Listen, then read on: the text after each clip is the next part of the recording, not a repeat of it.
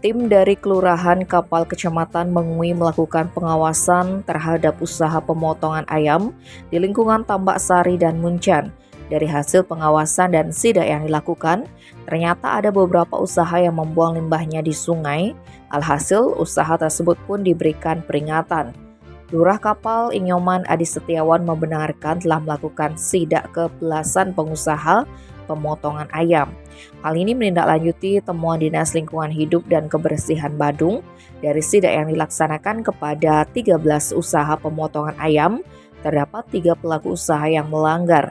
Ketiganya sengaja membuang limbahnya ke aliran sungai.